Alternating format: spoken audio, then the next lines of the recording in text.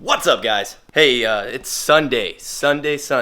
We're gonna do a day of recovery today. We're gonna go through a little recovery routine that you can do at home. Just need a few pieces of equipment. If you don't have it, you can basically make something up. You just need a foam roller and a mat, right? If you don't have a foam roller, run on over to the store, Academy, something like that. Grab yourself one. If you don't have one of those, go get you one of those 4-inch PVC pipes at like Lowe's or Home Depot and cut it in a length and use it. Maybe I'll do a video on how to do that. But for now, just try to get a foam roller and a mat and you're ready to go. So here's what today's recovery routine looks like. Right? We have 5 foam rolling movements followed by 5 stretching movements. The idea of a recovery day is to do just that, recover, right? Maybe go on a little walk. My sister and I are gonna walk the dogs. We're probably gonna walk for about 30 minutes and we're gonna hit this recovery routine afterwards. So get out, move around a little bit, come back, hit this recovery routine, and you'll be ready to go tomorrow for whatever workout you wanna do. Jamie. I'm serious, we'll call him Jamie. Oh, are you videotaping? All right, so the main tool for the first 5 movements is a foam roller. Again, maybe we'll do a video on how to make your own foam roller if you can't find one at the store, okay? So the first movement is a low back roll. So the low back roll, you're just gonna lay the foam roller onto the ground, you're gonna put it underneath your low back, and you're gonna start rolling. So you wanna try to work side to side, up and down, right? Just kind of throughout the whole time period. Today we're doing a 1-minute roll. We're gonna go side for a few passes, go to the other side for a few passes. Try to avoid just only putting the foam roller on the middle of your back, right? But at some point you're gonna have to kind of get down in there and work it around. So 1 minute on the low back roll. All right, the second movement is a hamstring roll. We're gonna try to just do 1 hamstring at a time. So your hamstring is this meaty part, the back side of your thigh, right? Start the foam roller just above the back of your knee.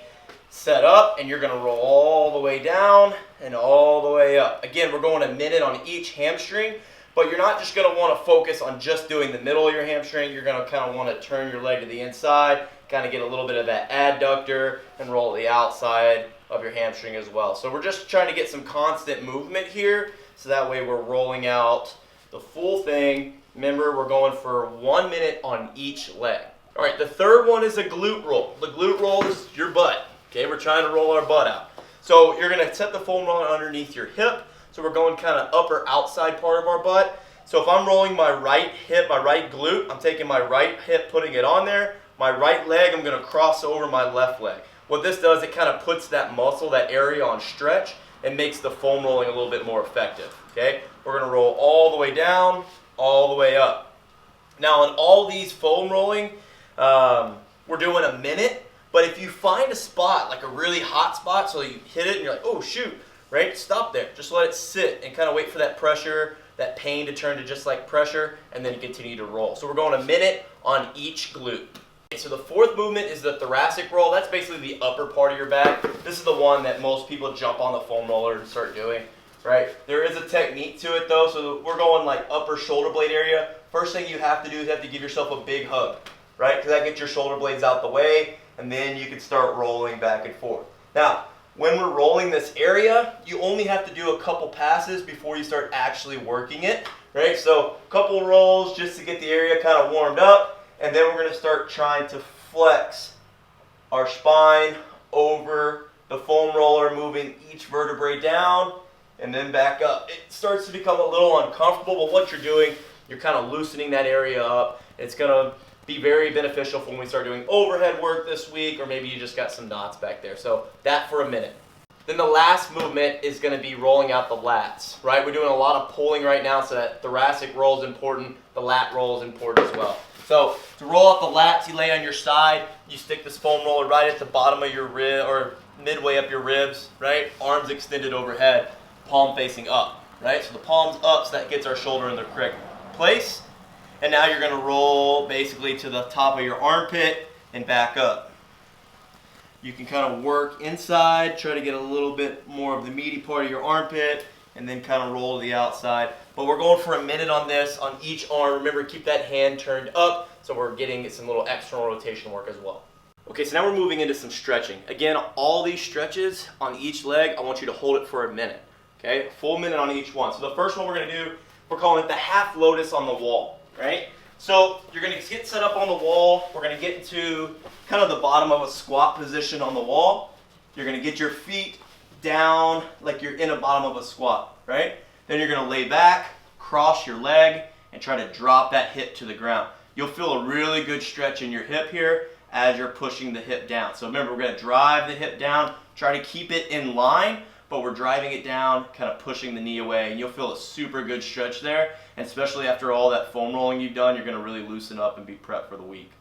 Second stretch we're gonna do is gonna be good for the shoulders, right? We're gonna use the wall again. It's gonna be a wall hinge. Again, 1 minute here on this stretch. You're gonna put both hands on the wall, about shoulder height, back your feet up enough, and then you're gonna drop your head low, pushing your butt back, right? And we're just gonna relax into here. Now, where people make the mistake on this stretch is they just kind of let their hands be placed on the wall. No, we're actively pushing into the wall the whole time, like we're trying to push it over. Even as we push our butt back, we're still pushing in. That's gonna create some active movement here on our shoulders. And as we sink into that stretch, deep breaths, let yourself sink a little bit lower, a little bit lower. We're getting a dual purpose there on the shoulders. Okay, our third stretch, we're gonna call it low dragon, whatever you're capable of doing. Right, so basically we're gonna get into this really big lunge here. You're gonna try to get your knees stacked over your ankle. Okay, you can either put both hands on the ground here, or if you're capable, you can put both elbows on the ground. Obviously, I'm not capable, right? So both hands here. Now, what I'm trying to do, I'm trying to stay active. I'm squeezing my butts together, and I'm pushing forward just a little bit to create a really good stretch through my glute and my hamstring. So we're gonna go a minute on each leg here, just trying to stay focused, squeeze, focus on our breath, and just kind of relax and get a good stretch. Okay, so the next one is just kind of a makeup on our classic hurdle stretch. So we do this in class often. Here's the hurdle stretch that we usually do, right? We're gonna do the twisted hurdle. So what you're gonna do, you're gonna bring this foot, kind of twist it inside, and then we're gonna lean forward, try to grab our foot or our ankle, right? If you're not flexible enough to grab your foot and pull it back. And we're gonna relax into this position for a minute each side. So you're gonna spend about 2 minutes total here, but this is a really good stretch. You'll feel it again, kind of work the hips a little bit, depending on if you're tight. Like for me right now, leaning forward here, I'm feeling a super good stretch here, but also as I lean forward, I'm getting a dual stretch on this leg, kind of on the back side, as well as my calves as I pull my toe towards my face. So minute each side here on the twisted hurdle stretch. Okay, last stretch is everybody's favorite stretch. If you've done a ROMWOD before, this is the one everybody looks forward to, and that's the saddle pose.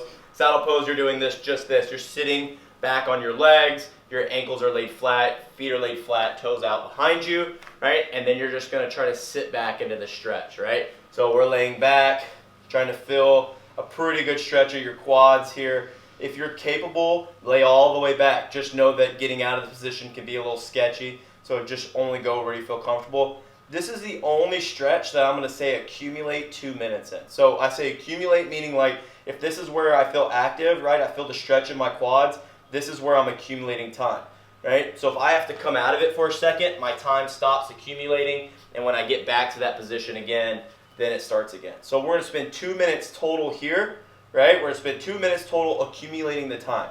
Look, recovery is important.